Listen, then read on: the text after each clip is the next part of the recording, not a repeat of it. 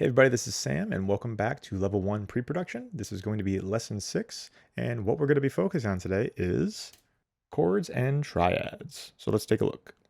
After this lesson, we will be able to answer what are triads, what is a major triad, and what are intervals.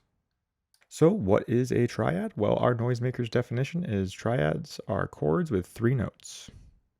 What's a chord? Well, chords are just multiple notes played at the same time. That's it. Stacked, if you can think of it that way. So let's take a look at what that looks like. The question to ask is, what are the 3 notes? And the answer is going to be, the notes are called intervals. So what are intervals?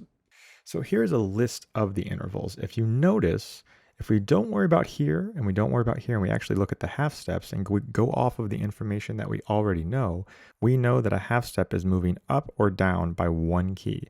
So now let's take a look at this. The unison aspect of this is there is no movement at all. Okay, and then we have a minor second, which is 1 half step. Then we have a major second, which is 2 half steps.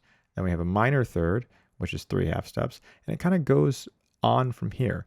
What we're going to be focusing on this lesson are the unison, or we can think of it as a root note, a major third, and a perfect fifth. And if we really want to get more technical, an octave, because that's still kind of the root note as well.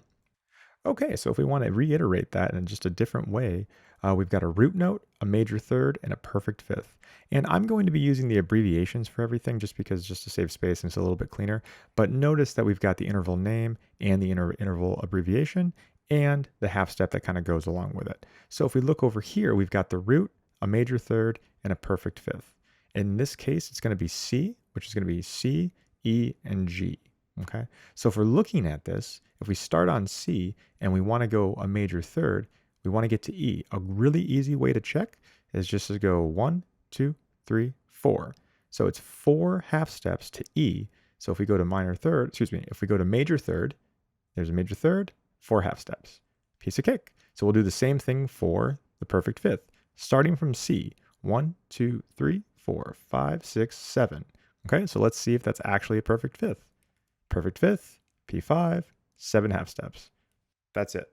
That is how you structure major triads.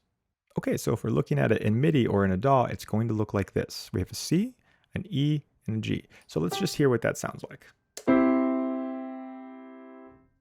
Okay, and that's the main idea. Everything is played at the same time, and we can still check. We've got that C, and we go 1, 2, 3, 4. There's our E. That'd be a major third, and then we've got going from C to G would be 1, 2, 3, 4, 5, 6, 7 half steps. And that's correct. And we can also see where it lays out on the piano up here. So let me press play one more time. So that's how you would play it. Piece of cake. So something I want to point out, much like the major scale that follows that same pattern of whole, whole, half, whole, whole, whole, half, okay? Major triads follow that same structure, meaning you always have a root, you always have a major third, and you always have a perfect fifth. So what that actually means is that we can jump into a DAW here and we can change this. Okay, so I'm going to get rid of the keyboard and I'm actually going to drag this down right here and look at it. Okay, and then just so no one's confused, I'm going to change the actual name of the region just so it has D major on it. So we're working with D major right here, but clearly this isn't a D major. This is still a C major chord. But what we're going to do, like we did in the first couple lessons with scales, we're just going to shift up to a D. Okay, so let's hear what that sounds like. Great. That's all it is. And if we're looking at that, we can even go even further to an F major, and I will do the same exact thing.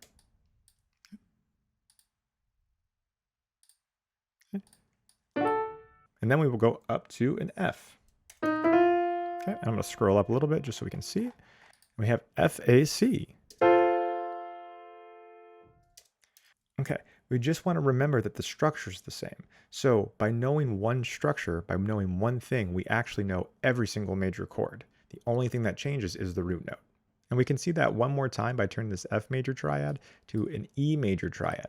Not by replaying it, but we can just literally highlight everything. There we go. And let's find an E. That one was easy. Let's hear what that sounds like. Okay, so if I put these in order, this isn't they're going to sound different, but they're still going to have that major quality. Okay, I'll just highlight all these just so we can, there we go. Cool, let's take a listen.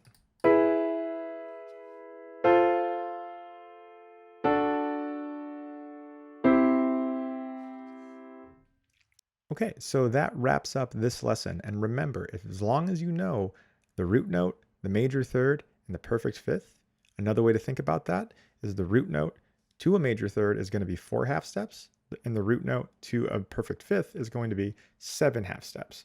If you have that, that gives you the basic building blocks of every single major triad. So that brings us to this next point is, what's a minor triad? Well, I'm so happy that you asked, because we're going to go over minor triads in the next lesson, but that reminds me to let you know to always ask questions. You're not the only person who has a question on any given topic, so do not hesitate to ask us questions on our YouTube channel. The more questions that are asked, the better we can tailor the upcoming courses within the Noisemakers Academy to better help the community grow and feel supported. I hope this all made sense. Looking forward to the next one. See you soon.